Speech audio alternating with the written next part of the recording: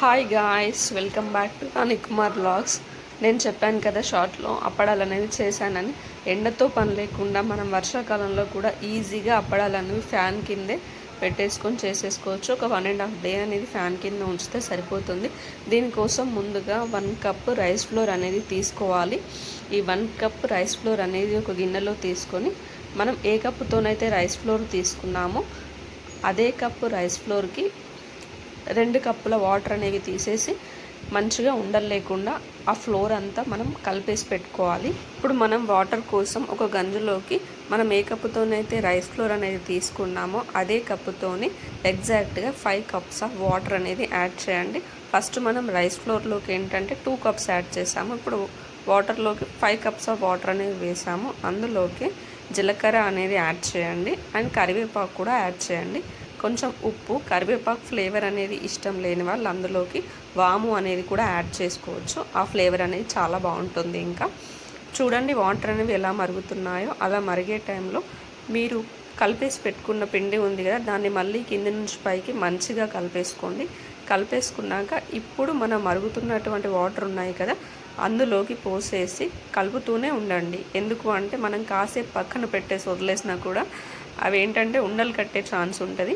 కొంచెం ఇక తిప్పుతూనే ఉండండి. ఇలా తిప్పుతూ ఉంటే ఆ రైస్ ఫ్లోర్ యొక్క వాటర్ అనేది మనకి థిక్ కన్సిస్టెన్సీలోకి వస్తుంది అన్నట్టు. మరీ థిక్ కన్సిస్టెన్సీ కాకుండా కొంచెం ఇట్లా పట్టుకుంటే మనకి మెత్తగా తగిలేలాగా ఉంటుంది అన్నట్టు. అలా అయ్యాక దాన్ని దించేసుకోవాలి. పొయ్యి పై నుంచి దించేసుకొని కాస్త చల్లబడనివ్వండి. చల్లబడ్డాక మనం అప్పడాలు అనేవి చేసేసుకోవడమే. ఈ అప్పడాలు పోసుకోవడానికంటే ముందే మనం ఒక క్లాత్ని కాస్త తడిపి తీసుకోవాలి. తడిపి తీసుకోవడం ద్వారా ఏంటంటే ఇంకా మంచిగా వస్తాయి అప్పడాలు అనేవి. కొంచెం లైట్గా తడిపేసి పిండేసి పెట్టేసుకోండి. ఇప్పుడు మన రైస్ ఫ్లోర్ అనేది కాస్త చల్లబడి ఉంటుంది. దాన్ని మంచిగా కలుపుకుంటూ రౌండ్గా పోసేసుకోండి.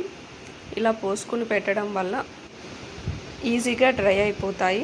మనం ఎండలో పెట్టాల్సిన అవసరం లేదు, బయట పెట్టాల్సిన అవసరం అసలుకే లేదు. జస్ట్ ఫ్యాన్ కిందనే మనం ఒక చిన్న క్లాత్ అనేది తడిపేసుకొని దానిపైన పెట్టేసుకుంటే సరిపోతుందండి.